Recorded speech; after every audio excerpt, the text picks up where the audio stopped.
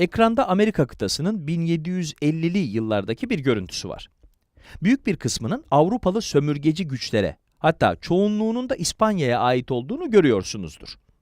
Evet, bu kahverengimsi renk, güneyde bugünkü Şili ve Arjantin'den, kuzeyde Kaliforniya ve Teksas'a kadar uzanan İspanya'nın kontrolündeki kısmı gösteriyor. Daha sonra Brezilya olarak adlandırılacak olan coğrafyada Portekizlilerin kontrolünde.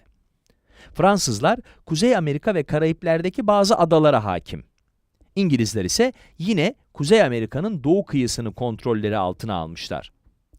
Karayipler ve Atlantik'teki bazı adalara da hükmediyorlar. Bundan tam 100 yıl sonrasına göz attığımızda büyük bir değişiklikle karşılaşıyoruz. Avrupa sömürgelerinin hemen hemen hepsinin bağımsızlıklarına kavuştuklarını görüyoruz.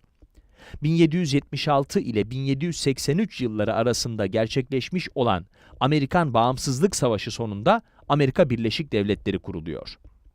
1791 ile 1804 arasında Toussaint Louverture, Fransız kontrolüne karşı ayaklanıp bağımsızlık kazanıyor ve Haiti bu sayede kurulmuş oluyor. Ve 1807 ile 1830 yılları arasında Latin Amerika'da bir dizi devrim başlıyor. Bunların çoğuna Kreol bir aileden gelen Venezuelalı Simón Bolívar önderlik ediyor. Bu arada Kreol birçok anlama gelse de bu bağlamda yeni dünyada doğup İspanyol soyundan gelen kişiler için kullanılıyor. Evet, ne diyordum? Simón Bolívar, Venezuela, Kolombiya, Panama, Ekvador, Peru ve ismini kendisinden alan Bolivya'nın bağımsızlıklarını kazanmasında büyük rol oynamıştır. Şimdi size bir soru sormak istiyorum. Sizce bu devrimlere ne sebep olmuş olabilir? Az önceki haritadan hatırlayacaksınız. O sömürgelerin hepsi devrimlerden önce neredeyse birkaç yüzyıldır sapasağlam ayaktalar. Neden tüm bu devrimler hemen hemen aynı zaman diliminde gerçekleşmiş olabilir? Bunun sebeplerinden birinin 1700'lü yılların başında ortaya çıkan aydınlanma çağı olduğu düşünülüyor. Aydınlanma sırasında yayınlanmış birçok kitap var.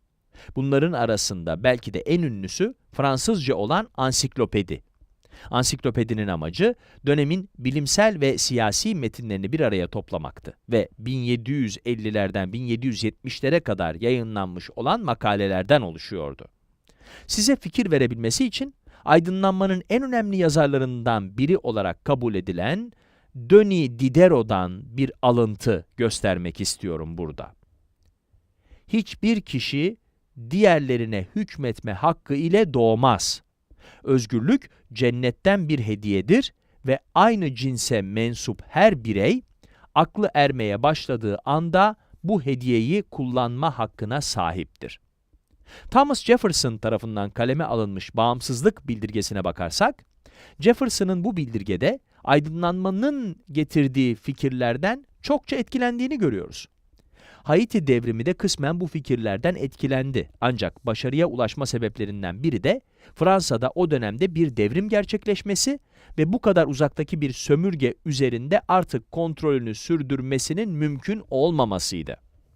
Fransız devrimi 1789'dan 1799'a Napolyon'un Fransa'yı kontrol altına alıp Napolyon savaşlarını başlatmasına kadar devam etti.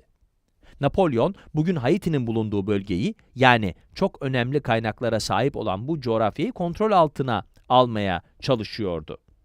Haiti çok zengin kahve ve şeker kaynaklarına sahipti.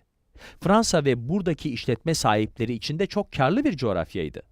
Aydınlanma ve Fransız devriminden etkilenen Haitili köleler, Toussaint Louverture önderliğinde Fransızları etkisiz hale getirip kendi devletlerini kurdular.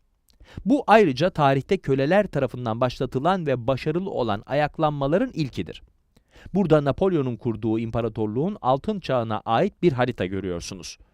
Fransa'nın yanında günümüz Almanya'sı ve İtalya'sı da Napolyon'un kontrolü altına geçmişti. Napolyon daha sonra güçlü sömürgeciler olan Portekiz ve İspanya ile de savaşa girdi. Evet, 1700'lerin başında aydınlanma çağı var. Amerikan bağımsızlık savaşları ile 13 sömürge ülkesi bağımsızlıklarını kazanıyorlar. Bundan sonra da önemli bir güç karşısında ayaklanarak bağımsızlıkla sonuçlanan bir köle hareketi geliyor.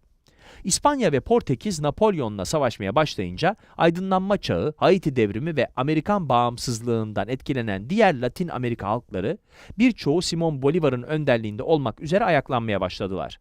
1850'lere geldiğimizde ise Avrupa emperyalizminin Amerika'daki etkisi tamamen son bulmuştu.